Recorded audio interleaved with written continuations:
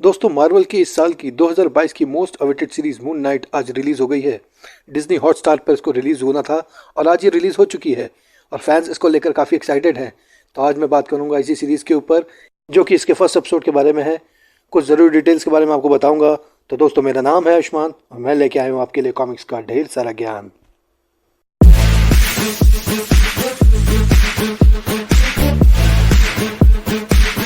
तो सीरीज की स्टार्टिंग होती है आर्थर हैरो से, जो एमेट देवी को फॉलो करता है, जो कि एक इजिप्शियन गॉडेस है और वो अपने जूतों में तलवों की जगह टूटे हुए कांच पहनता है।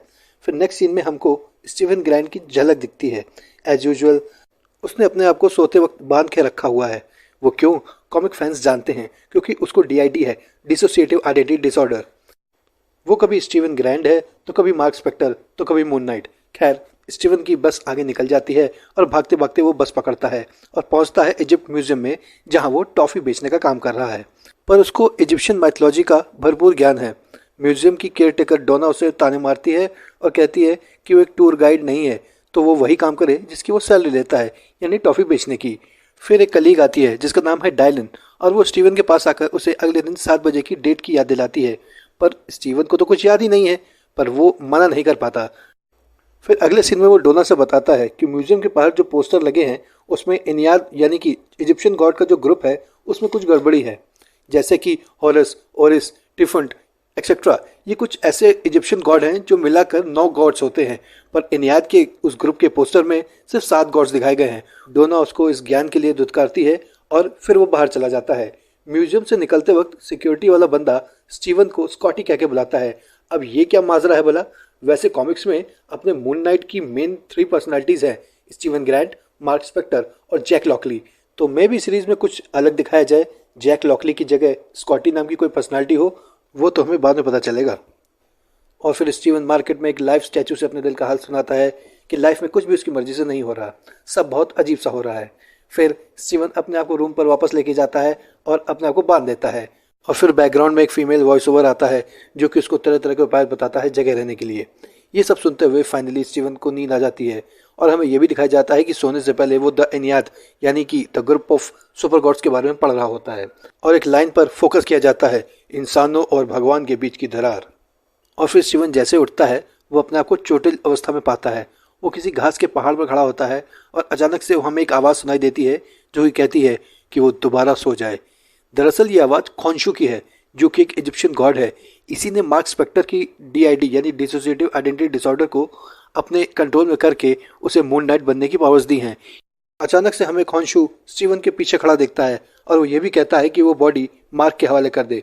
स्टीवन को अपनी जेब से कुछ गोल्डन सा टुकड़ा मिलता है, पर इससे पहले कुछ समझे उस पर हमला हो जाता है और वो भागने लगता है।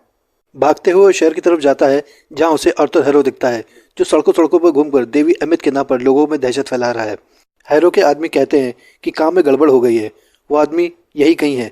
आर्थर भीड़ को सर झुकाने के लिए कहता है और उसको स्टीवन दिख जाता है। स्टीवन को देखकर वो उसे पहचान जाता है। दरअसल उसके लिए वो स्टीवन नहीं बल्कि मार्क स्पेक्टर है, जो कि उसके आदमियों से या फिर उसी से ही स्क्रब यानी कि वो गोल्डन टुकड़ा लेकर भागा है। स्टीवन उसको वो टुकड़ा देने ही वाला होता है कि खॉन्शू से कंट्रोल कर लेता है और उसे भागने में मजबूर करता है। भागते हुए वो एक आइसक्रीम गाड़ी को लेकर भागता है जिसमें आर्थर के फॉलोअर्स उस पर हमला कर देते हैं। अचानक से स्टीवन सो जाता है और अगले ही पल जब उसे होश आता है तो उसके हाथ में बंदूक होती है। स्टीवन मुड़ के देखता है तो आर्थर के फॉलोअर पीछे गिर चुके होते हैं और स्टीवन गाड़ी आगे तेज भगाता है। जब वो फिर से चारों तरफ गिर जाता है तो अचानक से फिर से सो जाता है और जब उसे होश आता है तो वो गाड़ी रिवर्स में भगा रहा होता है। अचानक दोनों गाड़ियाँ आमने सामने आ जाती हैं। हैरो के फॉलोअर्स जैसे ही गाड़ी से निकलकर स्टीवन की तरफ बढ़ते हैं, उन पर पेड़ और चट्टानें न जाने कहाँ से गिर जाती हैं। ये देखते हुए अचानक से स्टीवन फिर से सो जाता है और जब उठता है तो उसे लगता है कि शायद एक सपना था। जब ये सपना समझकर स्टीवन पलटता है तो अपनी फिश को देखता है।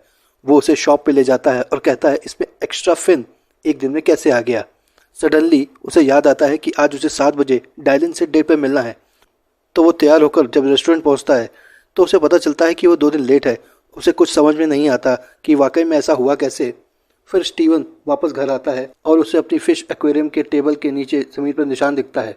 वो टेबल को खिसकाकर ऊपर चढ़ता है तो दीवार के पैनल पर उसको एक चाबी और एक पुराने टाइम का फ़ोन मिलता है जिसमें काफ़ी सारी मिस कॉल्स लाइला की होती हैं। वो समझे कुछ इससे पहले लाइला का फ़ोन आ जाता है और वो उससे मार्क कहकर बुलाती है। वो कहती है कि वो कई दिनों से उसको फ़ोन कर रही है फ़ोन कट हो जाता है और बैकग्राउंड में मार्क स्पेक्टर की आवाज़ आती है। मार्क उससे कहता है, स्टीवन अपनी तलाश बंद करो।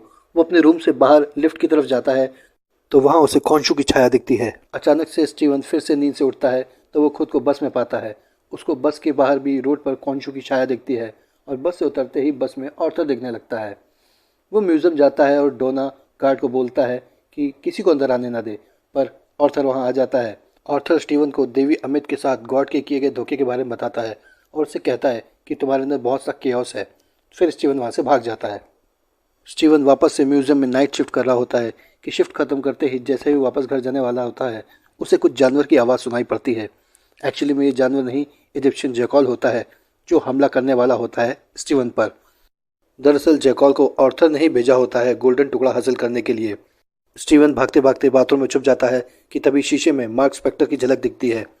मार्क उसको कहता है कि वो उसे फुल कंट्रोल लेने दे और फिर वो उसे बचा सकेगा। पहले स्टीवन को ये सपना लगता है, पर मार्क उसको कहता है कि ये सपना नहीं, हकीकत है। और फिर वही होता है जिसकी हमने बस कल्पना ही की थी। एक वाइट पट्टे की लेयर का कवच धीरे धीरे स्टीवन को घेर लेता है और अगले ही सीन में जैकॉल बुरी तरह पिटता हुआ और घसीटता हुआ दिखाई देता है। मून नाइट की एंट्री होती है और वो जैकॉल को पीट पीट कर उसका कचूमर निकाल देता है। मून नाइट के किरदार में ऑस्कर आइजैक कमाल के लगे हैं, उनकी एक्टिंग देखने लायक बनती है। ऑर्थर हैरो के किरदार में ईथन हॉक कमाल के लगे हैं, जो नेगेटिविटी इस किरदार को चाहिए वो उनमें बखूबी दिखती है। अभी तो सिर्फ इस सीरीज़ का पहला एपिसोड आया है तो दर्शकों में इतनी हाइप है, बस आगे आगे देखिए होता है क्या, क्योंकि आने वाले एपिसोड और भी ज़्यादा डार्क और इंटरेस्टिंग होंगे। फन एलिमेंट के साथ जो थोड़ा मार्वल इस बार डार्क टूल लेके आया है वो देखने लायक बनेगा। आपकी क्या राय है मुझे ज़रूर बताइएगा और कमेंट सेक्शन पे ज़रूर लिखिएगा। तो फिर मिलूंगा आपसे किसी नेक्स्ट वीडियो में किसी नए टॉपिक के साथ। तब तक खुश रहिए, मस्त रहिए।